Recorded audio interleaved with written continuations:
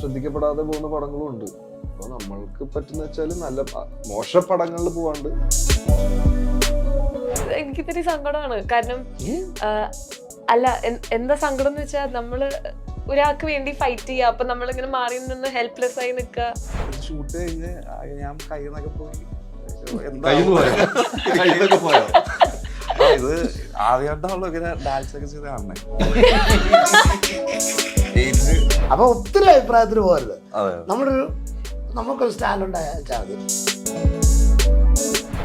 എന്താണ് ആൾക്കാർ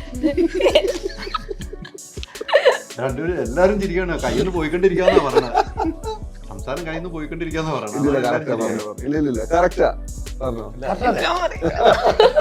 അവിടെ വേണമെങ്കിൽ മക്കളുടെ അക്ഷയം പോലെ ആ മക്കളുടെ അക്ഷയം അറിയാൻ പാടില്ലേ. എന്നെ വിളിച്ചിട്ടുണ്ട്, എടാ ഞാൻ പഞ്ചാബീസ് ലൊക്കേഷനിൽ എത്തി കുറെ വർഷങ്ങൾക്ക് ശേഷം.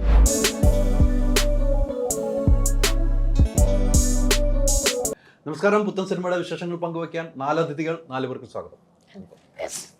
അതിനെ ചാടി ഫോൺ ചെന്നിച്ചാടിപ്പോയി, അതായത് അടിക്കാൻ വന്നു. സത്യം 4 പേർക്ക് സ്വാഗതം.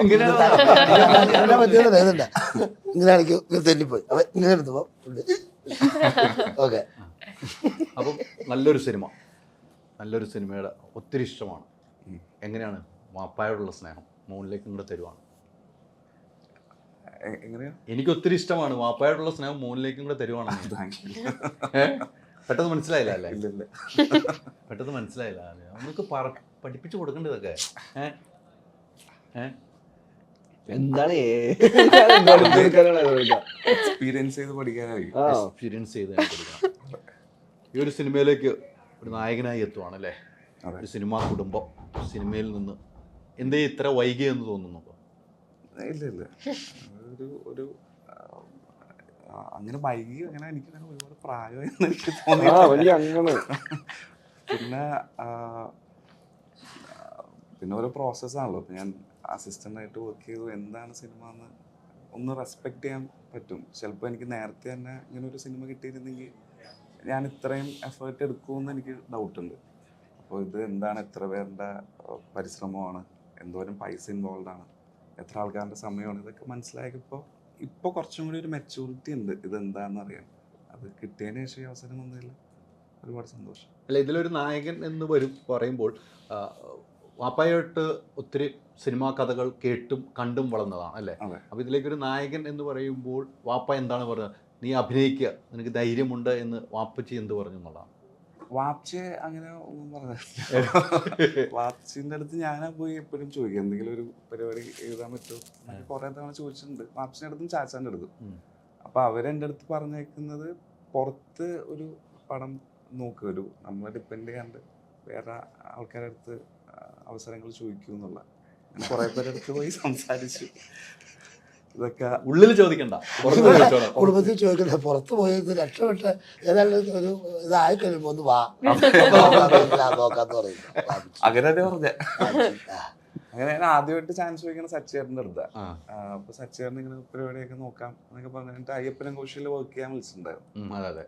അപ്പോൾ അസിസ്റ്റന്റ് ആയിട്ട്. അപ്പോൾ പോകാൻ പറ്റിയില്ല.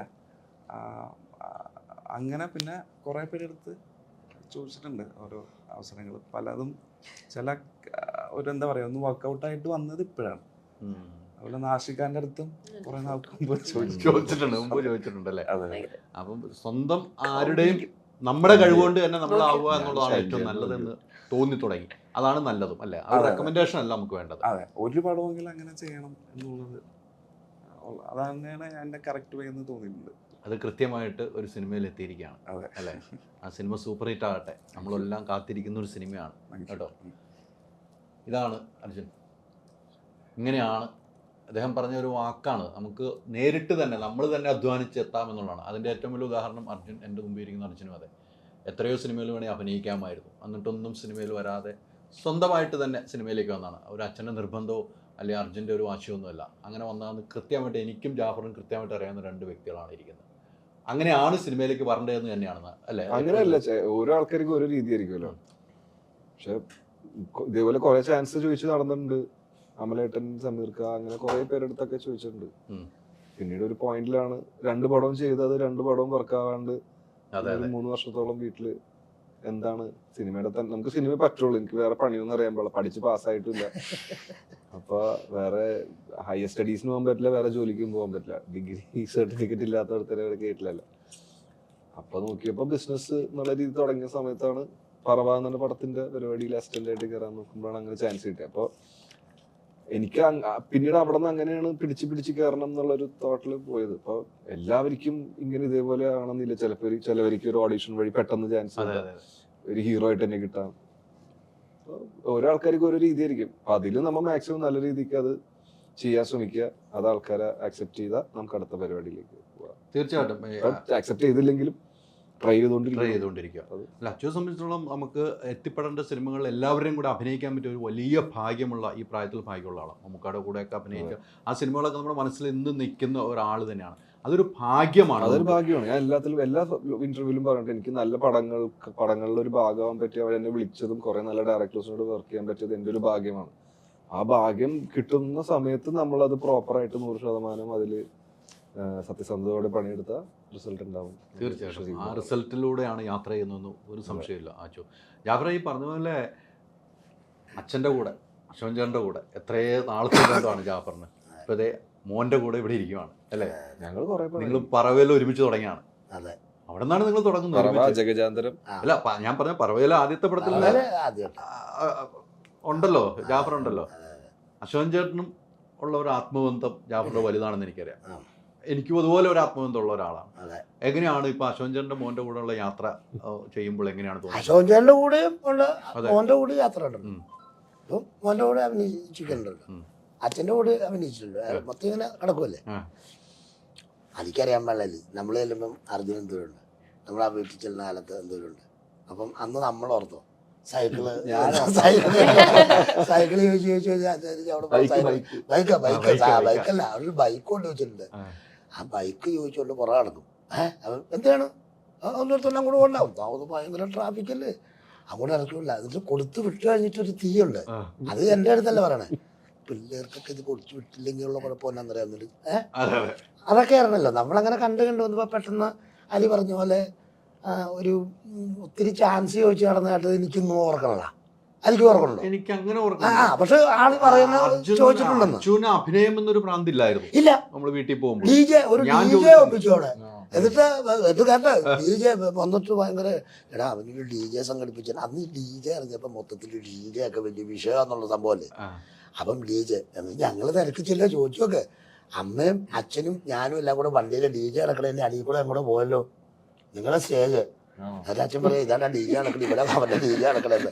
അങ്ങനെ അങ്ങനെ എന്തോ ആയിക്കോട്ടെ. പക്ഷെ അർജുൻ്റെ വരവെന്ന് പറഞ്ഞു കഴിഞ്ഞാല് അശോകൻ ചേട്ടൻ സിനിമാടനായിട്ട് മോനായിട്ട് വന്ന അങ്ങനെയല്ല, അർജുന് പ്രത്യേക ഒരു സംഭവം വന്നാ പറഞ്ഞ മനസ്സിലായില്ലേ. അതായത് നമ്മൾ ഈ വീട് മേടിക്കല്, വാഹനം മേടിക്കല്, ഭവന നിർമ്മാണം, അങ്ങനെയുള്ള ജനനം മരണം എന്നൊക്കെ പറയുന്ന പോലെ ദൈവനിശ്ചയം എന്ന് പറയുന്ന സംഭവം. ഇപ്പം നായകനോട് കൊച്ചിനോട് ചോദിച്ചില്ലേ ഞാൻ ഇത്രയും നാൾ താമസിച്ച് എന്ന് ചോദിച്ചപ്പോൾ താമസിച്ച് ഇതൊരു നിമിത്തമായത്, ദൈവം ചെയ്ത്. അങ്ങനിപ്പം കാശ് കൈ വെച്ചോണ്ടൊരു വീട് വെക്കാനെന്ന് നോക്കി കഴിഞ്ഞാൽ നടക്കുകയായിരുന്നു. കാശുണ്ട് കയ്യിൽ, പക്ഷെ അത് തടസ്സമാണ്. അപ്പോൾ ഇതിനെല്ലാം ഒരു ഉണ്ട്. നമ്മൾ പൂജയൊക്കെ ചെയ്തല്ലേ എല്ലാം തുടങ്ങണൊക്കെ. അപ്പോൾ തുടങ്ങുമ്പോൾ ദൈവം ചെയ്യാൻ അങ്ങനെ കയറി വരുന്നതാണ് എൻ്റെ വിശ്വാസം. എനിക്ക് അറിയാത്തൊരു സ്പേസ് ഉണ്ട്. DJ നിർത്തി കഴിഞ്ഞിട്ട് ഒരു 3 വർഷം 2 പടം കഴിഞ്ഞിട്ട് ബിസിനസ്സിലേക്ക് പോയി. ബിസിനസ് അല്ല, 3 വർഷത്തിനിടയിൽ. കാരണം എനിക്ക് നല്ല പടത്തിൽ അന്നാണ് ചാപ്പാക്കുരിശൊക്കെ ഇറങ്ങുന്നത്. ഇവരുടെ മേക്കിങ്ങും സ്റ്റൈലും എനിക്ക് ഇഷ്ടപ്പെട്ടപ്പോ ഈ ഞാൻ പറഞ്ഞ 3 പേര് തന്നെ, അമ്പുക്ക, അമലേട്ടൻ, സമീർക്ക, ഈ 3 പേരെടുത്താണ് ഞാൻ ചാൻസ് ചോദിച്ചു പോയത്. ഫോട്ടോഷൂട്ടൊക്കെ ചെയ്ത് നല്ല ലുക്കൊക്കെ ആയിട്ട് ചാൻസ് കിട്ടുക എന്നുള്ള രീതിയിൽ. കാരണം വെച്ചാൽ എനിക്കറിയാം, കാരണം ഞാൻ ഒരു നായകനായിട്ട് 2ാമത്തെ പടം ചെയ്തിട്ട് ഒരാൾ പോലും കാണാൻ ഒരു വഴി ഉണ്ടായില്ല. അപ്പൊ നമ്മൾ ആദ്യമേ എൻ്റെ ഒരു എനിക്ക് എന്നെ ക്ലിയർ പിക്ചർ ഉണ്ട്. അപ്പൊ ഒന്നല്ലെങ്കിൽ അങ്ങനത്തെ ഒരു കഥയായിരിക്കണം. അപ്പോ എന്തെങ്കിലും ചെറിയ വേഷത്തിൽ തുടങ്ങിയിട്ട് അല്ലെങ്കിൽ അപ്പൊ അത് കിട്ടാതായപ്പോഴാണ് ഞാൻ പറവയിൽ അസിസ്റ്റന്റ് ഡയറക്ടറായിട്ട് കയറിയാലോ ചിന്ത. അങ്ങനെയാണ് യാത്ര അപ്പൊ DJ കഴിഞ്ഞ ഈ സിനിമയിൽ വന്നതിന് ശേഷമാണ് ആ ബിസിനസ് തുടങ്ങിയ അബുക്കടമോനുമായിട്ട്. ഞാൻ കറക്റ്റ് ഇങ്ങനെ ബിസിനസ് തുടങ്ങാൻ നിൽക്കുമ്പോഴാണ് കറക്റ്റ് പറവയില് ഇങ്ങനത്തെ പറവയുടെ ഓഡിഷൻ കോൾ ഇടുന്നത്. ആ കറക്റ്റ് തുടങ്ങുന്ന സമയത്താണ് കറക്റ്റ് താടി വളർത്തുന്നതും പരിപാടിയായിട്ട് നേരെ തുടങ്ങുന്നത്, പരിപാടി പോകുന്നത്. അതിന്റെ ഇടയ്ക്കുള്ള ഒരു ആ ഗ്യാപ്പാണ് കേട്ടോ അതെ. ഓർമ്മപ്പെടുത്തിയത്. അതല്ല നമ്മളറിയാത്ത അതൊക്കെ ഉണ്ടെന്ന് ഇതെല്ലാം ചാല് മാറ്റി മറിച്ചൊക്കെ എവിടെയെങ്കിലും കൊണ്ട് കറക്കി കുത്തും. ജീവിക്കണ്ടേ, അതിനെ- വണ്ടി പോണ്ടേ. ക്ലിയർ ആണെങ്കിലേ ക്ലിയർ റൂട്ട് ക്ലിയർ ആണെങ്കിൽ അതൊക്കെ പഠിച്ച നാട്ടിൽ കൊണ്ടെത്തി. അതിൻ്റെയൊക്കെ ഒരു സംഭവം നമ്മളല്ല. അല്ല ജാഫർ പറഞ്ഞ പോലെ ആ ഒരു ബന്ധങ്ങളുള്ളതുകൊണ്ട് അച്ഛനും നമുക്കറിയാം. അതെ അതെ അതെ വീട്ടിൽ നമ്മൾ പോകുന്നു, സ്ഥിരം പോകുന്നു. അതെ. സ്ഥിരം ഒരു അതിഥിയെ പോലെ അല്ല, വീട്ടിലെ ആളായിട്ടാണ് നമ്മൾ ഇന്നും പോയി പിന്നെ തീർച്ചയായിട്ടും അയ്യോ അങ്ങനെയൊന്നും ആ വീട്ടിൽ കയറാനൊന്നും ചേട്ടൻ ആ വീട്ടില് സമ്മതിക്കില്ല, ചേച്ചി സമ്മതിക്കുള്ളൂ. അതെ അതെ അതെ ആ നമ്മള് അമ്മയും സമ്മതിക്കൂല, ആ ഓ ദൈവമേ ആ അമ്മ അമ്മ സമ്മതിക്കൂല. അമ്മ കയ്യേലും ഒന്ന് പിടിക്കുമല്ലേ മാന അല്ലാണ്ട്. ഓ എൻ്റെ ദൈവമേ എന്നാ അമ്മയായിരുന്നു എന്തോരം ചോറ് തന്നു. എന്താണേലും ആ കുടുംബത്തിൽ നിന്ന് നമുക്ക് ഒരു കഥ പറയാനൊക്കെ ഉള്ളതായല്ലേ. അതെ അതെ അതെ അതെ. അശ്വൻ ചേട്ടന് കഴിഞ്ഞ ദിവസം ഞങ്ങള് അശോചന്റെ പാത്രം തന്നെ കഴിക്കില്ല, വർഷമായിട്ട് വന്നത്. പാത്രം ചെറുപ്പ് പാത്രം വെച്ച് അത് ഇപ്പോഴും അതേ കേട്ടോ, അത് ഇപ്പോഴും അതേ. അതിനകത്ത് കഞ്ഞി കൊടുക്കണം, അതിനകത്ത് കൊടുക്കണം. നമുക്ക് പടത്തിലേക്ക് തിരിച്ചു വരാം. അല്ല, ഇതൊന്ന് അങ്ങനെ പോയതാ നമ്മളെ പെട്ടെന്ന്. കൂട്ടാൻ നമ്മള് ഇങ്ങനെ വന്നു. ഓർമ്മ വന്നു. ഈ പറഞ്ഞ പോലെ നല്ലൊരു സിനിമ നാദുഷാക്കായിട്ട് ജാഫറിന്റെ ബന്ധവും പേരാണ്. ഇദ്ദേഹം ഒരു ഫോൺ വിളിച്ചാൽ എവിടെ ഇന്നാലും ഓടി വന്ന് അഭിനയിക്കുന്നതാണ് ജാഫർ എന്ന് എനിക്കൊരു സംശയമില്ല. ഇതിനകത്ത് അല്ല എനിക്ക് ഏത് വേഷമാണെന്നൊന്നും ചോദിക്കില്ല എന്നുള്ള ഉറപ്പാണ്. ഈ ഇതിലേക്ക് എങ്ങനെയാണ് ജാഫറിനെ വിളിക്കുന്നത്? എന്നെ ഇതുപോലെ ഞാൻ ഇന്ന് ഇന്റർവ്യൂ പറഞ്ഞ പോലെ തന്നെ വിളിച്ചു വെച്ചാൽ അങ്ങനെയാണല്ലോ വിളിക്കുന്നത്. എടാ എവിടെയാടാ നമ്മുടെ സാധനം സെറ്റ് ചെയ്തേണ്ടത് ശ്രീകുമാർ പുള്ളി പറഞ്ഞു ഡേറ്റ് എനിക്ക് 2 ദിവസം ചെറിയൊരു സംഭവമാണ്. ചെറിയ സംഭവമൊന്നുമല്ല, ഒരു ടയർ കടക്കാരനും ഒക്കെയാണ്. നല്ല വേഷം കേട്ടോ, നല്ല വേഷം. പിന്നെ അനീഫിക്ക ഉണ്ടായിരുന്നു, ഞാൻ അനീഫിക്ക ലാസ്റ്റ് സംസാരിച്ചത് ആ പടത്തില്ല, മരിച്ചു പോയി. ആശാക്കയുടെ പടമുണ്ട്, അത് തന്നെയല്ല അങ്ങേരുടെ പടത്തിൽ അഭിനയിക്കാനും സുഖമാണ്, നമുക്ക് ടെൻഷനൊന്നുമില്ല, നല്ല ഇതായിട്ട് അങ്ങ് പോവാം. പിന്നെ ഒരു മനുഷ്യത്വം ഉള്ളത് നല്ലൊരു വ്യക്തിയാണ്. തീർച്ചയായിട്ടും നല്ല എല്ലാവരോടും പിള്ളേരോട് സങ്കടം പറയുന്നുണ്ട്. ഈ കട്ടപ്പന തീർച്ചയായിട്ടും ഞാൻ ഇതിനകത്ത് പറഞ്ഞിട്ടുള്ള സഹപ്രവർത്തകർ കുറേ പേര് വന്ന് ഈ ലോഡ്ജിലും അവിടെ ഇവിടെയൊക്കെ വന്നിട്ട് തങ്ങുക, ഫാമിലിയായിട്ട് തങ്ങുന്നുണ്ട് ചിലവർ ചാൻസിനാണ്. ഋത്തിക് റോഷനിൽ ഞാൻ ആ വന്നിട്ട് ഒരു ഡാൻസ് കളിച്ച് ഒരു സല്യൂട്ട് അടിച്ച് പോയിട്ട് തിരിച്ചു വരുമ്പം ആശാക്കോട് ഞാൻ പറഞ്ഞു അവർ ഇവരൊക്കെ അവിടെ നിൽക്കുക, എനിക്ക് മറ്റേ ചായക്കടയുടെ വേഷം ആർക്കെങ്കിലും കൊടുത്താൽ ഒക്കെ എവിടെയും പറഞ്ഞു ആ ചായക്കടയുടെ വേഷം ആർക്കെങ്കിലും കൊടുത്തേക്കാം, ഒത്തിരി പേര് ചാൻസ് ചോദിച്ചു വന്നിരിക്കുക. അപ്പം ഞാനും അങ്ങോട്ട് മറ്റേ പ്രശ്നമൊക്കെ ആയിട്ട് പടത്തിനോട് വരാതെ നിൽക്കുന്ന അവസരമില്ല. അപ്പം അതിനെല്ലാത്തിനും എവിടെയെങ്കിലുമൊക്കെ കൊള്ളിച്ചു പറക്കി ലെവലായിട്ട് പോകുന്നൊരു നല്ലൊരു ഡയറക്ടറാണ്. അപ്പോൾ അദ്ദേഹത്തിൻ്റെ ഈ പടം എനിക്ക് പറയാനുള്ള വൻ വിജയമൊന്നും അല്ല. ഈ സബ്ജക്റ്റും ഞാൻ നാദുഷാക്കയോട് സംസാരിച്ചപ്പം നമുക്ക് കൊച്ചിയുമായി ബന്ധപ്പെട്ട് ശരിക്കും കണക്ട് ചെയ്യുന്ന ഒരു സിനിമയാന്ന് പറഞ്ഞു. അത് റിലീസ് പല ഡേറ്റ് മാറ്റി വെച്ചപ്പോഴും ഒരു സംശയം ഉണ്ടായിരുന്നു എനിക്ക്. അപ്പം നാദുഷാക്ക പറഞ്ഞു ഇത് ഏത് സമയത്തും റിലീസ് ചെയ്യാം. അതാണ് ഈ സിനിമയുടെ ഒരു ഏറ്റവും വലിയ പോയിന്റ്, ഏത് സമയത്തും റിലീസ് ചെയ്യാമെന്നാണ് പറഞ്ഞു. മാറ്റി പോയപ്പോൾ നമുക്ക് ഒരു ചില കഥകൾ ആ സമയത്ത് പറഞ്ഞില്ലെങ്കിൽ പ്രശ്നമാണല്ലോ. ഇത് ഏത് സമയത്ത് റിലീസ് ചെയ്യാം എന്ന് പറയുമ്പോൾ തന്നെ ഈ കഥ ഗംഭീരമായിരിക്കും. അത് കൊച്ചിയിലുള്ളവർക്ക് പെട്ടെന്ന് അത് വർക്കൗട്ട് ആവുന്ന ഒരു സബ്ജക്റ്റാണ്. കൊച്ചിയിൽ മാത്രമല്ല, കൊച്ചിയിലുള്ള പെട്ടെന്നാവും. പക്ഷെ ഇവിടെ വരാത്തവരാരും ഇല്ലല്ലോ, ലോകത്തെ ഏത് മലയാളിയും കൊച്ചി വരാതെ പോയിട്ടില്ലോ. അപ്പൊ അവർക്ക് എല്ലാവർക്കും കണക്ട് ചെയ്യുന്നുള്ള ഒരു കാര്യം സംശയമില്ല. എങ്ങനെ ഉണ്ടായിരുന്നു ലൊക്കേഷൻ? ഇവരൊക്കെ നല്ല സീനിയർ ആളുകൾ കുറെ പേരുണ്ടായിരുന്നു ഇല്ലേ? അതെ, ഞാൻ നേരത്തെ പറഞ്ഞു എനിക്ക് ഈ കഥ കേൾക്കാൻ ഭയങ്കര ഇഷ്ടമാണ്. പണ്ടത്തെ കാലത്തെ കഥയാണെങ്കിലും പണ്ടത്തെ ഇവരുടെ എക്സ്പീരിയൻസ് ആണെങ്കിലും വേറൊരു ലോകം തന്നെയാണ് അപ്പോഴത്തെ സിനിമ എന്ന് പറയുമ്പോൾ. ഈ കേട്ടിട്ട് അറിയുന്ന കഥകൾ മാത്രമേ ഉള്ളൂ. എൻ്റെ അച്ഛനും അങ്ങനെ തന്നെയായിരുന്നു. പണ്ടത്തെ സിനിമയുടെ കഥ കേൾക്കാനും പറയാനൊക്കെ ഒരുപാട് ഇഷ്ടമാണ്. അപ്പോൾ ഇവിടെ സെറ്റിലെത്തിയപ്പോഴും ഫസ്റ്റ് തിങ് അതായിരുന്നു, ആരാണ് കഥ പറയുന്നത്. അപ്പോൾ നാദർഷ സാർ ആണെങ്കിലും റാഫി സാർ ആണെങ്കിലും ഒരുപാട് പണ്ടത്തെ ഈ കഥ പറയുന്നത് കേൾക്കാൻ ഭയങ്കര രസമാണ്. പിന്നെ ഞങ്ങൾ എല്ലാവരും ഒരുമിച്ചാകുമ്പോൾ ഞങ്ങളുടെ തന്നെ ഇറ്റ് വാസ് റിയലി ഫൺ. എന്തെങ്കിലും കാര്യങ്ങൾ ചെയ്യാനാണെങ്കിലും സംസാരിക്കുകയാണെങ്കിലും ഭയങ്കര നല്ല എക്സ്പീരിയൻസ് ആയിരുന്നു. All together it was A really fun experience. കുറേ ചെയ്യാത്ത ഒരുപാട് കാര്യങ്ങൾ ചെയ്യാൻ പറ്റും. ഡാൻസ് ഞാൻ ഇതുവരെ മൂവിയിൽ മകളിൽ ചെറുതായി ഒന്നും ചെയ്തു, പക്ഷേ ഒരു ഫുള്ളായി ഒരു സീക്വൻസ് പോലെയൊന്നും അങ്ങനെയൊന്നും ചെയ്തിട്ടുണ്ടായിരുന്നില്ലേ, അത് ചെയ്യാൻ പറ്റി. പിന്നെ ആക്ഷൻ ചെയ്തിട്ടില്ല, പക്ഷെ ആക്ഷൻ ചെയ്യുമ്പോൾ ഇങ്ങനെ മാറി നിൽക്കാൻ പറ്റി. ആക്ഷൻ ചെയ്യുന്നുണ്ട് ഇപ്പൊ. അതെ, പറയണില്ല. അതെ, കല്ലുകൊണ്ടൊരു പെണ്ണെന്നൊക്കെ പറയില്ലേ മറ്റേ ആ പടത്തിലെ വിജയശാന്തി, അതായിരിക്കും ഇനി സ്റ്റണ്ട് വേണ്ട ഇറങ്ങാനുള്ള അതല്ലേ. അല്ല, എനിക്കിത്തിരി സങ്കടമാണ്. കാരണം അല്ല, എന്താ സങ്കടം എന്ന് വെച്ചാൽ നമ്മള് ഒരാൾക്ക് വേണ്ടി ഫൈറ്റ് ചെയ്യുക, അപ്പൊ നമ്മളിങ്ങനെ മാറി നിന്ന് ഹെൽപ്ലെസ് ആയി നിൽക്കുക. പക്ഷെ അപ്പൊ നമ്മൾ ഒരു 2 അടി കൊടുക്കണം എന്നുള്ളൊരു ചിന്ത റെഗുലർ ലൈഫിലുള്ള പോലെയാണ്. പക്ഷെ അത് ഇനി ചെയ്യും. എനിക്ക് കുഴപ്പമില്ല. ഇനി കുഴപ്പമില്ല കേട്ടോ. അത് അതെ, ഇനി ചെയ്യും. എല്ലാം ആക്ടിങ് ആണല്ലോ, ശബ്ദ മാസ്റ്റർ എല്ലാം ആക്ടിങ് ആണല്ലോ. ഏതാ മാസ്റ്റർ ആയിരുന്നു. സിൽവ മാസ്റ്റർ പുള്ളിയാണ്. പൊളിയാണല്ലോ. പൊളിച്ച് ഇവരൊക്കെ ഭയങ്കര അടിയാണ്. വേറെ വഴിയില്ല, ചെയ്യണം. ചെയ്തല്ലേ പറ്റുള്ളൂ. ഇതിലൊരു നായികയാണ് അല്ലേ? അതെ. ഇത് ഭയങ്കരമായിട്ട് നമ്മൾ അഭിനയിച്ച് ഫലിപ്പിച്ചിട്ടുണ്ടെന്നാണ് എന്നോട് നാദിർഷയൊക്കെ പറഞ്ഞത് കണ്ടു കഴിഞ്ഞപ്പോൾ. പക്ഷെ ഒരു നായിക കഥാപാത്രത്തിലേക്ക് വരുമ്പോൾ നമ്മൾ പ്രേക്ഷകർ എങ്ങനെയാണ് ഏറ്റെടുക്കുക എന്നൊരു ചിന്താഗതിയൊക്കെ എപ്പോഴും ഉണ്ടാവില്ല. ചെറിയ സീനുകൾ ചെയ്തു പോകുന്ന പോലെ അല്ലല്ലോ. ഈ കഥ കേട്ട് കഴിയുമ്പോൾ നമ്മൾ തന്നെ നായികയെന്ന് ചിന്തിച്ച് നാദിർഷയൊക്കെ വിളിക്കുമ്പോൾ എങ്ങനെ ഉറപ്പിച്ച് ഞാൻ തന്നെയാണോ എന്നൊരു സംശയം ഉണ്ടായോ? ആ ഒരു ഒബ്വിയസ്ലി ആ ഒരു ചിന്തയുണ്ട്. കാരണം ലീഡ് റോൾ അങ്ങനെ ചെയ്തിട്ടില്ല. ആക്ട് ചെയ്യാൻ പറ്റിയ നല്ല ക്യാരക്ടേഴ്സ് ആയിരുന്നു ഇത്രയും കാലം ചെയ്തത്. ഹീറോയിൻ എന്ന് പറയുന്ന ഒരു കാറ്റഗറി എങ്ങനെയായിരിക്കും എനിക്ക് തോന്നുന്നു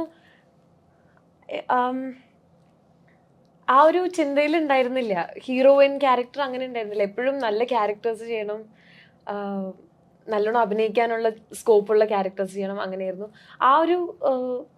ആ ഒരു ഇതിൽ ആലോചിക്കുമ്പം ഇതിൽ കുറച്ച് എക്സ്റ്റെൻസ് ഒക്കെ ഉണ്ട്. പക്ഷെ എന്നാലും അത്രയും ചാലഞ്ചിങ്, അത്രയും അഭിനയിച്ച് ഫലിപ്പിക്കുക അങ്ങനെ എന്താ സാർ പറഞ്ഞാൽ എനിക്ക് അറിഞ്ഞൂടാ. അങ്ങനെ അത്രയും ഉണ്ടോയെന്നൊന്നും എനിക്ക് അറിഞ്ഞൂടാ. അത്രയും ഉണ്ടെന്ന് എനിക്ക് തോന്നുന്നില്ല.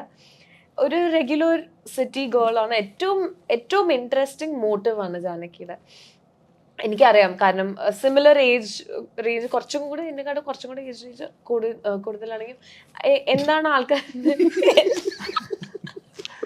രണ്ടുപേരും എല്ലാരും ചിരിക്കാണ്. കയ്യിൽ നിന്ന് പോയിക്കൊണ്ടിരിക്കാന്നാ പറയണത്. സംസാരം കയ്യിൽ നിന്ന് പോയിക്കൊണ്ടിരിക്കാന്നാ പറയണത്. ഇല്ല കറക്റ്റാ പറഞ്ഞോ. അല്ല, അവിടെ തന്നെ തുടർന്നാ മതി. പിന്നെ അപ്പൊ റെപ്യൂട്ടേഷൻ വന്ന് അവര് എഡിറ്റ് ചെയ്തോളേ പറഞ്ഞു. ഇപ്പൊ എവിടെ നിന്ന് തുടങ്ങും? ഏജ് ക്യാരക്ടർ ഏജ് കുറച്ച് കൂടുതലാണ്. മോട്ടീവ് ഒന്നാണ് ലൈക്ക് കഴിഞ്ഞു, അത്രേ ഉള്ളൂ. അല്ല, അപ്പൊ Interesting motive എനിക്കറിയാം ആണ് ഇൻട്രസ്റ്റിംഗ് as a മോട്ടീവാണ്. character. കാരണം ഐ ഡോണ്ട് നോ കുറെ ആൾക്കാർ അങ്ങനെ ചിന്തിക്കുന്നവരാണോ. ജാനകി ഡെസ്റ്റിനേഷൻ എന്താണെന്നുള്ളതാണ് ഇൻട്രസ്റ്റിംഗ്. മെത്തേഡ്സ് ഒക്കെ കാണുമ്പോൾ മനസ്സിലാവും എന്തായിരുന്നു എന്ന്. പക്ഷെ ഇന്റേർണലി എന്താണോ ജാനകിക്ക് വേണ്ടത്, that is very interesting. That was the first point of connect for me. എന്തുകൊണ്ടോ അത് എന്ത് ചെയ്താലും നേടിയെടുക്കും. അതെ, എന്താണ് ആവശ്യം എന്നുള്ളതാണ് പ്രൈമറിലി. എന്താണെന്ന് ഞാൻ ഇപ്പം പറയുന്നില്ല. അതെ അതെ, ഭയങ്കര ഇൻട്രസ്റ്റിംഗ് ആണ്. ഭയങ്കര ആ ഒരു it comes from A point of love and it comes from A point of love. ഈ എന്താവശ്യവും നമ്മൾ നേടിയെടുക്കുന്ന സിനിമ കണ്ടിട്ട് നമ്മൾ തീരുമാനിക്കാം. ഇനി നമ്മൾ കണ്ടു കഴിയുമ്പോൾ ഇങ്ങനെ ഒരു കുട്ടി നമുക്കുണ്ടായിരുന്നു, അല്ലെങ്കിൽ നമുക്ക് അറിയാവുന്ന ഒരു ആളുടെ മോൾ ഇങ്ങനെയായിരുന്നു, നമുക്ക് അങ്ങനെ ചിന്തിക്കാനും കൂടെ പറ്റുമ്പോൾ ആ ക്യാരക്ടർ വലിയ വിജയമായിരിക്കും. അങ്ങനെ ചിന്തിക്കാൻ തോന്നുന്നില്ല. ഇങ്ങനെ വേണ്ടായിരുന്നു ചിന്തിക്കാമല്ലോ. അത് പടം കാണുമ്പോൾ എന്തായാലും നല്ലൊരു സിനിമയിൽ ഭാഗമായി. അതാണ് ഏറ്റവും ഇവിടെ ഇരിക്കാൻ പറ്റുന്നത്. നല്ല ക്യാരക്ടറായി. ഇനി ജാനകി ഒന്ന് അറിയട്ടെ, അതെ, ആ പേരിൽ അറിയപ്പെടട്ടെ അല്ലേ? അതാണ് നമ്മുടെ എല്ലാ ആഗ്രഹം. ഒരു സിനിമയുടെ പേരിൽ അറിയപ്പെടുന്നത് എത്ര അറിയപ്പെട്ടാലും അതായിരിക്കും ഭയങ്കര, അതൊരു ഭയങ്കര ടച്ചിങ് കാര്യം തന്നെയാണ്. ആരെങ്കിലും വന്നിട്ട് ടീനോ മോൾ അല്ലേ എന്നൊക്കെ ചോദിക്കുമ്പോൾ ഭയങ്കര ഞാൻ പ്രകാശിൽ കണ്ട ആ ഒരു എക്സൈറ്റ്മെന്റ് ഇപ്പോഴും ഉണ്ട്. ഈ പേരിൽ ഇറങ്ങണം, അതാണല്ലോ നമ്മുടെ ആവശ്യം. ഈ പുതിയ ആളുകൾ കുറെ പേര് ഓഡിഷനൊക്കെ വന്നിരുന്നു, ഈ സിനിമയ്ക്ക് ഓഡിഷനിലൊക്കെ വന്നായിരുന്നു. അവിടെയൊക്കെ ഓഡിഷനിൽ പങ്കെടുത്തപ്പോൾ, ഓഡിഷനിൽ ഇതിൽ പങ്കെടുത്തോ? ഞാനാ ഓഡിഷനിൽ പങ്കെടുത്തിട്ടില്ല. കുറെ ഓഡിഷനിൽ പങ്കെടുത്തിട്ടില്ലേ? ഓഡിഷൻസ് വേറെ ചെയ്തിട്ടുണ്ട്. കുറച്ച് വെബ് സീരീസിനും സിനിമയ്ക്ക് വേണ്ടി 1-2 കിട്ടിയിട്ടുണ്ട്. പിന്നെ പിന്നെ അതൊന്നും വർക്ക്ഔട്ട് ആയില്ല. പക്ഷെ ഓഡിഷൻ പ്രോസസ്സ് ഞാൻ 1-2 ആക്ടിങ് വർക്ക്ഷോപ്സും അതൊക്കെ ചെയ്തിട്ടുണ്ട്. അപ്പോൾ അവിടെ ഇതിന്റെ പ്രിപ്പറേഷൻസും പരിപാടിയൊക്കെ പഠിക്കാനായിട്ട് അവിടെ നിന്ന് തന്നെ ഏതെങ്കിലും കാസ്റ്റിംഗ് ഡയറക്ടേഴ്സിനെ കണക്ട് ചെയ്യും. അങ്ങനെയൊക്കെ പോയി ഓഡിഷൻസ് കൊടുക്കുന്നുണ്ട്. എനിക്ക് ഈ സിനിമയിൽ വരുമ്പം വാപ്പച്ചിയായിട്ട് കണക്ഷൻ ഉള്ളവരെല്ലാവരും അല്ലേ? ഇപ്പോൾ ജാഫ്നാണെങ്കിലും എല്ലാവരും വാപ്പച്ചിയായിട്ട് കണക്ഷൻ ഉള്ള. അപ്പോൾ ഇവരുടെയൊക്കെ ഒരു ഹെൽപ്പ് എങ്ങനെയായിരുന്നു? ഇവർ ഭയങ്കര സപ്പോർട്ടിങ് ആയിരുന്നു. ഇപ്പോൾ ജാഫ്രിക്ക, എനിക്ക് നമ്മൾ ഷൂട്ട് തുടങ്ങുന്നതിന് മുമ്പ് ഈ പാട്ട്, കല്യാണ പാട്ടൊന്നും ഉണ്ടായിരുന്നില്ല. അതൊക്കെ പിന്നീട് ആഡ് ഓൺ ചെയ്താ. അപ്പോഴാണ് ഇങ്ങനെ ഡാൻസ് കളിക്കേണ്ടി വരും എന്നൊക്കെ അറിഞ്ഞത്. അപ്പൊ ഇത് ഷൂട്ട് കഴിഞ്ഞ് ഞാൻ കയ്യിൽ നിന്നൊക്കെ പോയി എന്താ ഇത് ആദ്യമായിട്ടാണല്ലോ ഇങ്ങനെ ഡാൻസ് ഒക്കെ ചെയ്ത് കാണണേ. അപ്പൊ ഇത് പ്രശ്നമെന്നൊക്കെ പറഞ്ഞിങ്ങനെ ഇരിക്കുകയാണ്, എങ്ങനെ ആൾക്കാർ എടുക്കുമെന്ന് അറിഞ്ഞൂടാ. അപ്പൊ ഒരു ദിവസം ജാഫ്രിക്ക രാത്രി ലൊക്കേഷനിൽ വന്ന് പാട്ട് കണ്ട് എന്നെ ഒന്ന് ഹഗ് ചെയ്ത് ഉമ്മൊക്കെ കഴിഞ്ഞപ്പോഴാണ് ഒരു കോൺഫിഡൻസ് കിട്ടിയത്. അപ്പോൾ എനിക്കറിയില്ല, ഇനി ഞാൻ ടെൻഷൻ അടിച്ച് നിൽക്കണോണ്ട് ഒന്ന് ചെയ്താണ്. അല്ലല്ല, ഞാൻ പറഞ്ഞില്ല ആ ഇന്റർവ്യൂല് ഞാൻ പാട്ട് കണ്ടതാ. അല്ല, എല്ലാരും കണ്ടില്ലേ? പിന്നെ എല്ലാരും കണ്ടല്ലേ? അത് എന്ത് റീച്ചിലേക്ക് എത്തിയെന്നറിയോ? ആ പാട്ടും ആ ഡാൻസും ആ പാട്ട് ഭയങ്കരമായിട്ട് ഹിറ്റ് അടിച്ച പാട്ടാണ്. ആ പാട്ടിന്റെ ഒരു ഹിറ്റ് ഉണ്ടല്ലോ, അത്രയും ഹിറ്റ് അടിച്ചൊരു മുസ്ലിം പാട്ടാണ്. ആ പാട്ട് കേൾക്കാത്തവർ ആരും ഉണ്ടാവില്ല. അവിടെ നിങ്ങൾ ഡാൻസിന് ചിലപ്പോ ഒന്ന് പൊളിയായി. നമുക്ക് വേണ്ട എന്ന് എന്തെങ്കിലും അറിയണമെങ്കിൽ, എന്തെങ്കിലും ടെൻഷൻ ഉണ്ടായിരുന്നെങ്കിൽ അത് അറിയേണ്ട സമയം കഴിച്ചു. അത് ശരിയായിരുന്നു, അറിയേണ്ട സമയമൊക്കെ കഴിഞ്ഞു. ഇത്ര നാൾ ഒരു കമന്റ് പോലും വന്നിട്ടില്ല അങ്ങനത്തെ. ഇത് ആക്ച്വലി ഷൂട്ട് നടക്കണം. ഇത് പാട്ട് കഴിഞ്ഞ ഒരു 2 ദിവസം കഴിഞ്ഞപ്പോഴായിരുന്നു ഈ ഇൻസിഡന്റ് ഉണ്ടായത്. അപ്പോൾ ഞാൻ പറഞ്ഞു തന്നതാ, ഇവരിപ്പോൾ അർജുനാണെങ്കിലൊക്കെ ഓരോ സീൻസ് നമ്മളിങ്ങനെ എന്തെങ്കിലും ഒരു കൺഫ്യൂഷനിലേക്കുമ്പോൾ വന്ന് പറയും, ഇങ്ങനെ ഒന്ന് ചെറുതായിട്ടൊന്ന് ബ്രീത്ത് എടുത്ത് ഇങ്ങനെ ഏതാ വർക്കൗട്ട് ആവും എന്നൊക്കെ ഉള്ള ചെറിയ ചെറിയ സംഭവങ്ങളൊക്കെ പറഞ്ഞാൽ ഭയങ്കര ഹെൽപ്ഫുൾ ആണ്. അർജുൻ പറഞ്ഞു തരും. പിന്നെ അറിഞ്ഞോളൂ.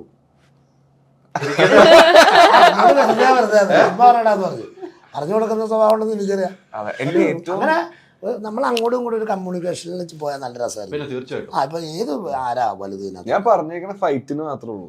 ഫൈറ്റ് ഞാനൊരു ദിവസം എനിക്ക് ഏറ്റവും ഭയങ്കര ഹെൽപ്ഫുൾ ആയിട്ട് കിട്ടിയ ഒരു കമന്റ് അശ്വത്തിന്റെ അടുത്തുനിന്നായിരുന്നു. അപ്പൊ നമ്മളിങ്ങനെ ആദ്യത്തെ കുറച്ച് ദിവസമൊക്കെ ഷൂട്ട് ചെയ്യുമ്പോൾ എല്ലായിടത്തും പോയി ചോദിക്കും, എങ്ങനെയുണ്ട് ഇത് കറക്റ്റ് ചെയ്യാൻ പറ്റുമോ, എന്തെങ്കിലും ശരിയാക്കണോ എന്നൊക്കെ. അപ്പൊ അശ്വത്ത് ഒരു ദിവസം 2-3 ദിവസം ഇങ്ങനെ എന്നെ അടുത്ത് വിളിച്ചിട്ട് പറഞ്ഞ്, അത് ഞാൻ കുറച്ച് ദിവസമായിട്ട് ഒരു കാര്യം പറയണമെന്ന് വിചാരിച്ചിരിക്കുകയാണ്, അങ്ങനെ ഒരുപാട് പേരോടൊന്നും പോയി ചോദിക്കണ്ട. നമ്മൾ ആദ്യമായിട്ട് ചെയ്യുമ്പോൾ കുറെ മിസ്റ്റേക്സ് ഉണ്ടാവും, അത് വന്നോട്ടെ, അത് അടുത്ത പടത്തിൽ കറക്റ്റ് ചെയ്താൽ മതി എന്ന് പറയണ ഒരു സംഭവം പറഞ്ഞു. അത് ഭയങ്കര ഹെൽപ്ഫുൾ ആയിരുന്നു. എല്ലാവരോടും മൊത്തം പ്രശ്നമാവും. ചിലർ വണ്ടി മേടിക്കും, ചിലർ വണ്ടി മേടിക്കാനായിട്ട്. വണ്ടി ആദ്യമായിട്ടൊരു വണ്ടി, കാറ്, സ്കൂട്ടറായിരുന്നു, കാറിലേക്ക് കടന്നു. വീട്ടിൽ ആലോചിച്ചു, മക്കളും ഒക്കെ ആയിട്ട് ആലോചിച്ചു. അവര് മോൻ ഇച്ചിരി ഇതുള്ള മോൻ തന്നെ കിയ ബുക്ക് ചെയ്യാം, അങ്ങനെ അവർ പ്ലാൻ ചെയ്ത് വെച്ചോ കേട്ടോ. ആ കാര്യം ചായക്കട ചെന്നിങ്ങനെ ഈ അച്ഛൻ എന്നാ അതിന് ഒരു വണ്ടി എടുക്കാൻ പോകാം, പിള്ളേരൊക്കെ ഒരു വണ്ടി എടുക്കും. ഏതാ വണ്ടി എടുക്കണേ? അവിടുന്ന് തുടങ്ങി. ഇയാൾ വേറെ കിയ എടുക്കാൻ സമ്മതിക്കില്ല. ഉള്ള എൻ്റെ മരുമോൻ എടുത്തിട്ടുണ്ടല്ലോ ഇത് പറഞ്ഞു. അപ്പം കിയ വേണോ ഇനോ വേണോ കൺഫ്യൂഷൻ ആയിട്ട് ലാസ്റ്റ് ആർക്കും കാണാൻ കൊള്ളില്ലാത്ത ചന്തയൊക്കെ തള്ളിയൊക്കെ വണ്ടി എടുത്തുകൊണ്ട് വരും. സത്യം അങ്ങനെ നടക്കാറില്ല. അപ്പോൾ ഒത്തിരി അഭിപ്രായത്തിന് പോകരുത്. നമുക്കൊരു സ്റ്റാൻഡ് ഉണ്ടായാൽ മതി. എന്നാൽ ചില ഘടകങ്ങളിൽ ഇപ്പോൾ കണ്ടില്ലേ അർജുൻ രക്ഷപ്പെടുത്തി വിട്ടു എന്നാണ്. അപ്പോൾ അങ്ങനെ ഒരു സാധനം പറഞ്ഞു കൊടുക്കണം. കൂടെ പറയുമ്പോഴൊക്കെ എന്താ രസം. അല്ല, നമ്മൾ എല്ലാവരും അവിടെ ചർച്ച ചെയ്ത് പോകുമ്പോൾ ഒരു സിനിമയ്ക്ക് ഒരു വിജയം ഉണ്ടാവും. പണ്ട് കാലങ്ങളിലും അങ്ങനെയാണ്, ഇപ്പോഴും അങ്ങനെ തന്നെ കൂട്ടായ ചർച്ചകൾ. നമുക്ക് ഓരോ സീനുകൾ നമുക്ക് ഒരാൾക്ക് പറഞ്ഞു കൊടുക്കണം, അത് അപ്ഡേറ്റ് ചെയ്യാനും പറ്റും. പുതിയ അത് പറയേണ്ട സ്ഥലത്ത് പറയണം ചേട്ടാ. അതെ, കൃത്യമായിട്ട് പറയേണ്ട സ്ഥലത്ത് തന്നെ. ഇപ്പൊ മമ്മൂക്കയുടെ കൂടെ അഭിനയിക്കുമ്പോഴാണെങ്കിലും അവിടെ പോയിട്ടൊന്നും പറയാൻ പറ്റില്ല. മമ്മൂക്കയുടെ കൂടെ മമ്മൂക്ക നിൽക്കുമ്പോൾ തന്നെ നമുക്ക് ആ മമ്മൂക്ക സ്പേസ് തരാറുണ്ട്. അതാണ് ഞാൻ പറഞ്ഞത്. ഇന്നാളെ പറഞ്ഞു, മമ്മൂക്ക സ്പേസ് കൃത്യമായിട്ട് തരുന്നുണ്ടല്ലോ.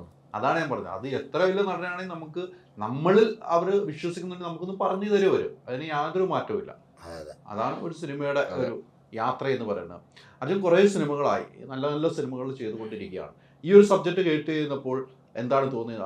ഒരു നാദിർ ഷായ്ക്കാട് ഒരു ബന്ധമാണോ ഈ സബ്ജക്റ്റിനോട് ഒരു പ്രിയമായി? തീർച്ചയായിട്ടും ഒരു ബന്ധം ഉണ്ട്. ഘടകം എന്ന് പറയുമ്പോ പിള്ളേരും പറഞ്ഞാല് ചെറുപ്പം തൊട്ട് കണ്ടു വളർന്ന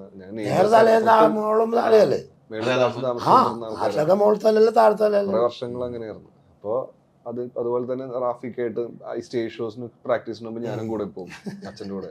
മിക്ക പരിപാടിക്ക് ഞാൻ ഉണ്ടാവും, സ്റ്റേജ് പരിപാടിക്കൊക്കെ. അപ്പോൾ ആലുവയിൽ എന്ത് പരിപാടി ഉണ്ടായപ്പോൾ ഇതേപോലെ റാഫിക്കയും മെക്കാട്ടിൻ സാറിൻ്റെ കൂടെയൊക്കെ ഇരിക്കാനൊക്കെ പറ്റി. അപ്പോൾ അവരിങ്ങനെ ഓരോ കഥകളും കാര്യങ്ങളൊക്കെ പറയുമ്പോൾ അടിപൊളിയായിരുന്നു.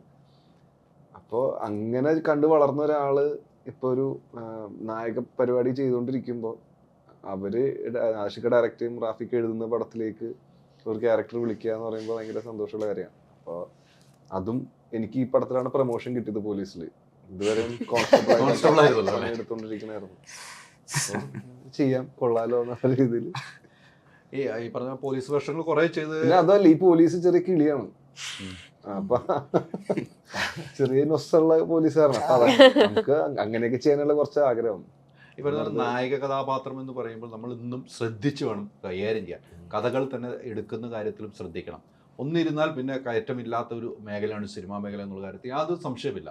പക്ഷെ അർജുൻ എടുക്കുന്ന സബ്ജക്റ്റുകളൊക്കെ കൃത്യമായിട്ട് തന്നെ ഇപ്പൊ പോകുന്നതെന്ന് എനിക്ക് ഇല്ലാട്ടാ. ഇപ്പൊ കുറച്ച് പടങ്ങള് ഇത് അല്ലാതെ ശ്രദ്ധിക്കപ്പെടാതെ പോകുന്ന പടങ്ങളും ഉണ്ട്. അപ്പൊ നമ്മൾക്ക് പറ്റുന്ന വെച്ചാല് നല്ല മോശ പടങ്ങളിൽ പോവാണ്ട് നല്ല നമുക്കൊണ്ട് ഇഷ്ടപ്പെടുന്ന ക്യാരക്ടർ റോൾസ് അല്ലെങ്കിൽ പടങ്ങൾ കഥകൾ സെലക്ട് ചെയ്യുക, അത് വൃത്തിയായിട്ട് ചെയ്യാൻ നോക്കുക, പിന്നെ ചെയ്തുകൊണ്ടിരിക്കുക. നമുക്ക് എപ്പോഴാണ് നല്ല പരിപാടികൾ വരുന്നത്, എപ്പോഴാണ് ആൾക്കാർ ഇത് ആക്സെപ്റ്റ് ചെയ്യണം. കാരണം വെച്ചാൽ ഇപ്പൊ ഫെബ്രുവരിയിൽ ഇപ്പൊ എത്ര ടൈപ്പ് പടങ്ങൾ ഇറങ്ങിയിട്ട് എല്ലാ ടൈപ്പും ആൾക്കാരെ അക്സെപ്റ്റ് ചെയ്ത് ഇപ്പൊ പടം കണ്ടാണ്. ഇപ്പൊ എല്ലാ പടവും ഹിറ്റ് ആയതാണ്. അപ്പൊ നമുക്കങ്ങനെ ജഡ്ജ് ചെയ്ത് നമുക്ക് ഫിക്സ് ചെയ്ത് ഓക്കെ ഇത് ഹിറ്റ് ആവും ഒരു ചെയ്യാൻ പറ്റില്ല. അപ്പൊ ട്രൈ ചെയ്യുക, നല്ല കഥാപാത്രങ്ങൾ ചെയ്യാൻ നോക്കുക. നമ്മൾ ചെയ്ത് കഴിഞ്ഞാൽ റിപ്പീറ്റ് ചെയ്യാണ്ട് ഇരിക്കുക എന്നുള്ള മാത്രമേ ഉള്ളൂ മനസ്സിലിപ്പോഴും. ഈ കഥ കേട്ട് കഴിയുമ്പോൾ ഒറ്റയ്ക്ക് ഫുൾ കഥ കേൾക്കുവാണോ അതോ അർജുന്റെ വേഷം മാത്രമാണ് കേൾക്കുക? ഫുൾ കഥ കേൾക്കുമല്ലോ. കേൾക്കുമല്ലേ? എന്റെ വേഷം മാത്രം കേട്ടിട്ട് ടൈം എടുത്ത് തന്നെ കേൾക്കും അല്ലെ? ചില ആളുകൾ അത് മാത്രം കേൾക്കുന്ന ആളുകളുണ്ട്. അതുകൊണ്ട് അർജുൻ ഫുൾ കഥ മൊത്തം പടം എങ്ങനെയാണെന്ന് അറിഞ്ഞാലേ കാര്യമുള്ളൂ. കാരണം ഒറ്റക്ക് നമ്മൾ ഇരുന്ന് ഒരു പടം ചെയ്തിട്ട് കാര്യമില്ല. നമുക്ക് വിജയിപ്പിക്കാനും പറ്റില്ല. എല്ലാവരും ഉണ്ടെങ്കിൽ വിജയം ഉണ്ടാവും തീർച്ചയായിട്ടും. കാരണം എല്ലാവരും ഇപ്പൊ പ്രൊഡക്ഷനിലെ ചായ കുടിക്കുന്ന ചേട്ടന്മാര് തൊട്ടാണ് എല്ലാം. പ്രോപ്പറായിട്ട് നമുക്ക് ഫുഡ് വരുന്നുണ്ട്, കറക്റ്റ് സമയത്ത് അവരെ ഒരുക്കി വെക്കുന്നുണ്ട്. അപ്പൊ അവരെ ജോലി ചെയ്യുമ്പോഴാണ് നമുക്ക് നമ്മുടെ പ്രോപ്പറായിട്ട് കഴിക്കുക, ബാക്കി പരിപാടിക്ക് പോവാ. അപ്പോ വണ്ടി ഓടിക്കുന്ന ചേട്ടന്മാര് എല്ലാവരും അവരെ ജോലി എടുക്കുന്നുണ്ടാണ് പ്രോപ്പറായിട്ട് സിനിമ 6 മണി തൊട്ട് 9 വരെയും പ്രോപ്പറായിട്ട് പടം ഒരു പ്രശ്നമില്ലാണ്ട് പോയിക്കൊണ്ടിരിക്കുന്നത്. അപ്പൊ ഒരു ടീം വർക്ക് ആണിത്. ഒറ്റയ്ക്ക് ഒരു പരിപാടി പറയോ? കഥ കേട്ടിട്ട് പറയാറുണ്ടോ? എനിക്ക് ഇഷ്ടപ്പെട്ട് പടം ഏറ്റു കഴിയുമ്പോ ഞാൻ പറയും ഇങ്ങനത്തെ ഒരു ക്യാരക്ടർ വന്നിട്ടുണ്ട്, നീ നോക്കി ചെയ്. അങ്ങനെ എക്സൈറ്റഡ് ആണ്. ഇപ്പൊ ഒമർ ലുലൂക്കയുടെ പടത്തിൽ ഇപ്പൊ അച്ഛൻ ചെയ്തോണ്ടിരിക്കുന്നത്. അപ്പൊ പഞ്ചാബി ഹൗസ് ലൊക്കേഷനിലാണ്. അപ്പൊ എന്നെ വിളിച്ചിട്ടുണ്ട്, എടാ ഞാൻ പഞ്ചാബി ഹൗസ് ലൊക്കേഷനിൽ എത്തി കുറെ വർഷങ്ങൾക്ക് ശേഷം. അപ്പൊ ഭയങ്കര ഹാപ്പി ആയിരുന്നു. ലൊക്കേഷനാണ് അല്ല പള്ളിയിലെ അച്ഛന്റെ വേഷമാണ്.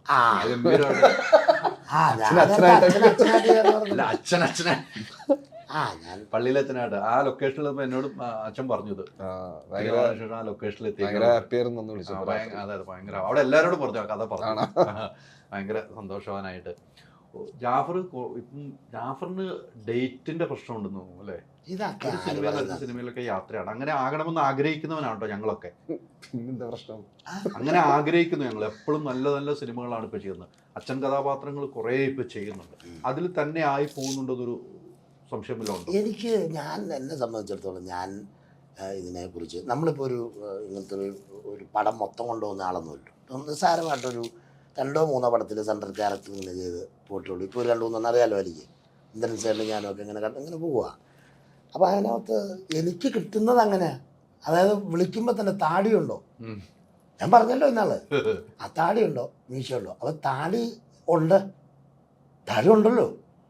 അപ്പം താടി വേണമെങ്കിൽ പഠിക്കാം എന്നുള്ള രീതിയിൽ വർക്കല്ലേ വേണമെങ്കിൽ താടി വേണം എന്ന് പറഞ്ഞ ഒരു 10-15 പടമാണ് ഇറങ്ങാതിരിക്കുമ്പോൾ 10-15 പടമില്ലേ, ഒക്കെ താടിയല്ല ഒരെണ്ണത്തിനകത്ത് കണ്ടില്ല. അപ്പം ഇതൊന്നും നോക്കിയിട്ടൊന്നും കാര്യമില്ല. ഞാൻ പറയുന്നത് മണിയുടെ മറ്റേ ആ വാക്യം ഞാനെടുക്കും. ഒരു ഇതായിട്ട് വരുന്നു, അതിനകത്ത് ഒരു പ്രൊജക്റ്റ് ഉണ്ടായി വരുമ്പോഴത്തേക്ക് എന്തുമാത്രം കഷ്ടപ്പെട്ടിട്ട് ഒരു പ്രൊഡ്യൂസറും ഒരു ഡയറക്ടറൊക്കെ ആയിട്ട് വരുന്നതെന്നറിയും. അത് നമ്മളിപ്പോൾ ഈ പിള്ളേർ സെറ്റ് ഒത്തിരി കഥയൊക്കെ എഴുതി വെച്ചിട്ട് ഞാൻ ആരെയും നിരുത്സാഹപ്പെടുത്താറുണ്ട്. അത് കൊള്ളൂല പടം, അതല്ല എപ്പോഴാരാ എന്താ ചെയ്യണമെന്ന് അറിയാൻ പറ്റില്ല. ആണിൻ്റെ ആനിക്കാ കുരുവിലും വില നമുക്കറിയാൻ പറ്റില്ല. അപ്പോൾ ഒറ്റ കാര്യമുള്ളൂ, നമ്മളെല്ലാം ഏറ്റെടുക്കും. ഇനി എൻ്റെ തൊഴിൽ കാരണം ഞാൻ എപ്പോഴും പറയാറുള്ള ആശയം ഈ കാർപ്പൻ്റർ എന്ന് പറഞ്ഞാൽ കട്ടിൽ മാത്രം പൂട്ടിയാൽ പോരാ, സ്റ്റൂള്, ടീപ്പോയി എല്ലാ സാധനം പൂട്ടണം. അപ്പം എന്നെ സംബന്ധിച്ചിടത്തോളം ഇവരുടെ റിസ്ക് എനിക്കില്ല. ഇവരെന്ന് പറഞ്ഞാൽ നായകന്മാർ ചെയ്യണം, ഉത്തരവാദിത്തം പറയേണ്ടി വരും, നന്നായിട്ട് കാര്യങ്ങളൊക്കെ മുമ്പോട്ട് വരും. നായികയൊക്കെ നമ്മൾ സപ്പോർട്ടായിട്ട് നിൽക്കുന്ന ആളാണ്, എന്നാലും നമ്മൾ ഉത്തരവാദിത്തമായിട്ടാണ് പോകുന്നത്. അങ്ങനെ വരുന്ന, അല്ലാതെ ഞാനിത് ചെയ്യണമാണോ? ഇപ്പൊ എല്ലാ പുതുതലമുറയോടും എപ്പോഴും അഭിനയിക്കുന്നുണ്ട്. പഴയ കാലഘട്ടത്തിൽ എല്ലാവരുമായിട്ട് അഭിനയിച്ചു, എല്ലാ ആർട്ടിസ്റ്റുമായിട്ട് അഭിനയിച്ചു എന്നാണ്. ഇനി ആരുമായിട്ട് അഭിനയിക്കാൻ ഇല്ലാന്ന് എനിക്ക് തോന്നുന്നു മലയാളത്തിൽ. ഇപ്പൊ ആരുമായിട്ടും ഇല്ലാത്ത അല്ലേ? ഇപ്പം പുതുതലമുറ ലാസ്റ്റ് ഒന്ന് അൽത്താഫ് വരട്ടെ അഭിനയിച്ചു. ഇപ്പൊ അൽത്താഫ് നായകനായിട്ട് പിള്ളേ അതിലും അഭിനയിച്ചു.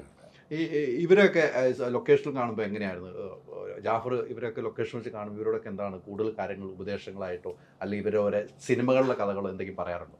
കഥകൾ പറയാറുണ്ട്. അച്ഛനൊക്കെ ആയിട്ട് ഗജാന്തര സമയത്ത് ഭയങ്കര രസമായിരുന്നു. അതല്ലേ? പക്ഷെ ഇതില് നമ്മൾ കോമ്പിനേഷൻ ഇല്ല. ഇല്ല ഞങ്ങൾ കണ്ടില്ലല്ലോ. രാജകന്യാലത്ത് 40-45 ദിവസം ഉണ്ടായിരുന്നു. 50 ദിവസത്തോളം ഒന്നിച്ചുണ്ടായിരുന്നു. അപ്പോൾ ഒരു ഹോട്ടലിൽ തന്നെ അങ്ങനെയൊക്കെ. പക്ഷേ അച്ഛനൊക്കെ ആയിട്ടിരിക്കുമ്പോഴത്തേക്കും ഞങ്ങൾ കാരണന്മാരുടെ സെറ്റാ വർത്താനം പറയും. ഇവരെന്ന് പറഞ്ഞു കഴിഞ്ഞാൽ നമുക്ക് കുഞ്ഞുങ്ങളാകുമ്പോൾ എൻ്റെ കൊച്ചിൻ്റെ പ്രായമല്ലോ നിങ്ങൾക്കുള്ളൂ. അപ്പോൾ ഇവരെന്ന് പറഞ്ഞു കഴിഞ്ഞാൽ ഇപ്പം വരുന്നതെന്ന് പറയുന്ന നടന്മാർക്ക് എല്ലാം കുറച്ചൊക്കെ അറിയാമെന്നേ. ആ ക്യാമറ സൈഡ് അറിയാം, ആ മൊത്തത്തിൽ എഡ്യൂക്കേറ്റഡാ, വിദ്യാഭ്യാസം നന്നായിട്ട് ഉണ്ട്. അതൊക്കെ വെച്ചുകൊണ്ടുള്ള കളികൾ അതിനകത്തെന്ന് പറഞ്ഞാൽ ഇതാ ഒത്തിരി പേരുണ്ട്. ഇന്ന് ലീഡ് ചെയ്യുന്ന മഞ്ജു പറഞ്ഞില്ലേ ഈ ചാനലിൻ്റെ, അതായത് ദാരിദ്ര്യമുണ്ട്, നായക ദാരിദ്ര്യം ഉണ്ടെന്ന് പറഞ്ഞു. ശരിക്കും ഉണ്ട്. എത്തിപ്പെടാനായിട്ട് വേറെ ആൾക്കാരൊക്കെ പുറകിൽ നിൽപ്പുണ്ട് കേട്ടോ. പക്ഷെ ഇങ്ങോട്ട് കടക്കാനായിട്ട് പറ്റുന്നില്ലേ ഉള്ളൂ. അപ്പോൾ അത് ഇവരെ പോലെയുള്ളവർ കീപ്പ് ചെയ്തില്ലെങ്കിൽ നമ്മൾ ഒത്തിരി ഒരാള് പിന്നെ അല്ല അതെപ്പോഴും എല്ലായിടത്തും ഉണ്ടെന്ന്, എല്ലാ മേഖലയിലും ഉണ്ട്. ഒഴിവ് കൂടുതൽ കിടക്കുക. അപ്പം അത്രേ ഉള്ളൂ. അപ്പം ഇവരൊക്കെ നല്ല കൈകാര്യം ചെയ്യുന്നതുകൊണ്ട് അവർക്ക് പണം കിട്ടുന്നു, വിജയിക്കുന്നു. തീർച്ചയായിട്ടും അതാണ് നമ്മൾക്ക് പറയാനുള്ളൂ. അപ്പം ഇപ്പോഴത്തെ എങ്ങ് ചെയ്യേണ്ടതെന്ന് പറഞ്ഞാൽ ഉത്തരവാദിത്തമായിട്ട് എടുക്കുക. ഒരു ഇൻ്റർവ്യൂ ആണെങ്കിലും ഇങ്ങനെ വിളിക്കുമ്പോൾ പ്രൊമോഷൻ നമ്മൾ ചെയ്തു വെച്ചു. അപ്പോൾ എപ്പോഴെങ്കിലും സമയം ഉണ്ടാക്കി അങ്ങനെ വരിക. ഇപ്പം ഞാൻ തന്നെ ഒരു ഇൻ്റർവ്യൂവിന് പോയിട്ട് തിരിച്ചു പോകാത്തൊരു വിവാദമൊക്കെ കളഞ്ഞ ആൾക്കാരൊക്കെ ഉണ്ട്. ദൈവമേ. അപ്പോൾ എല്ലാം തീരുന്നവരെ സപ്പോർട്ട് ചെയ്യാന്നുള്ളൂ. അതാണ് പതുക്കെ പറയണത് ചിരിച്ചു തുടങ്ങി. അത്രേ ഉള്ളൂ. നമ്മളൊക്കെ പച്ച മനുഷ്യന്മാരല്ലായിരിക്കും കയറിയാവുന്നതല്ല. എന്ന് വെച്ചാൽ ഇതുങ്ങളും ഒക്കെ അറിയാവുന്നവരാ. അത് വെച്ചാൽ പാരമ്പര്യമൊക്കെ സിനിമാക്കാരും ഒക്കെ. അപ്പോൾ അവർക്കറിയാം. അച്ഛനും പാപ്പായും ഒക്കെ പറഞ്ഞിട്ട് അവർക്കറിയാം സിനിമയുടെ എങ്ങനെയാ റൂട്ടുകൾ അറിയാം. പിന്നെ ആ റൂട്ട് അറിയാവുന്നതല്ല അവർ വന്നതാണ്. റൂട്ടൊക്കെ തെറ്റിച്ചു പോയി. അല്ല, അതാണ് ഞാൻ തുടക്കത്തിൽ ചോദിച്ചതും.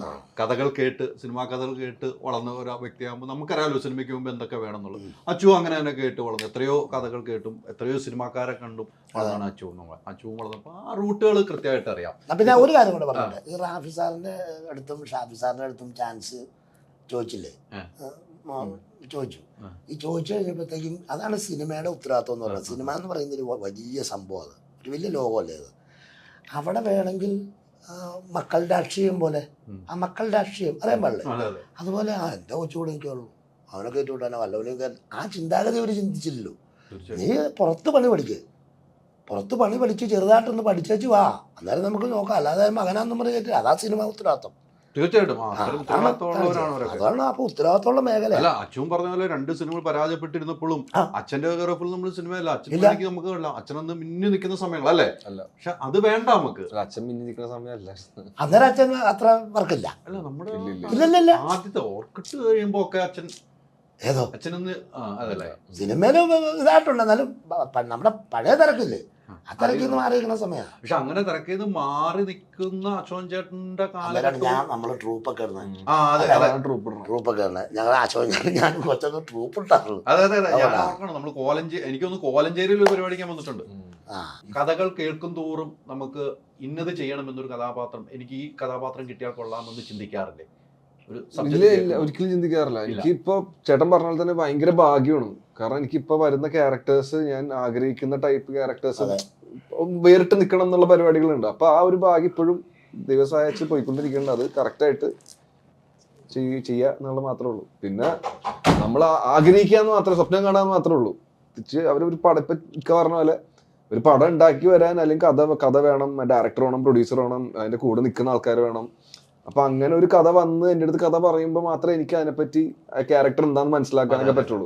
അപ്പൊ അങ്ങനെ ഒത്തു വരുന്നുണ്ട് ദൈവം സഹായിച്ച്. അപ്പൊ അത് ഇനിയും വരും എന്നുള്ള വിശ്വാസത്തോടെയാണ് മുന്നോട്ട് പോയിക്കൊണ്ടിരിക്കുന്നത്. ഇറങ്ങാനുള്ളത് once upon a time Kochi 31-ാം തീയതി, പിന്നെ ആനന്ദ് ശ്രീബാല. ഈ 2 പടങ്ങളാണ് ചെയ്തുകൊണ്ടിരിക്കുന്നത്. ഇപ്പൊ ഒന്നുമില്ല. അല്ല, ഇനി ഇതൊക്കെ റിലീസ് കഴിഞ്ഞിട്ട് അതെ അല്ലേ. ഇനിയും കുറെ സിനിമകൾ ചെയ്യണം. നമുക്ക് ഈ നായകനും ഇനി സിനിമയിലേക്ക് വേണം. തീർച്ചയായിട്ടും അത്തരം നല്ല കഥാപാത്രങ്ങൾ ചെയ്യുക. നമ്മൾ ഒറ്റയ്ക്ക് തെളിച്ചു പോവുക. അപ്പോഴാണ് നമുക്ക് വിജയം ഉണ്ടാവുള്ളൂ. ആ വിജയത്തിലേക്ക് നമ്മളെല്ലാവരും കൂടെ തിരിച്ചു വിളിക്കണം. ബാപ്പിച്ചൊക്കെ തിരിച്ചു വിളിക്കണം. അന്ന് കേൾക്കാന്നില്ല.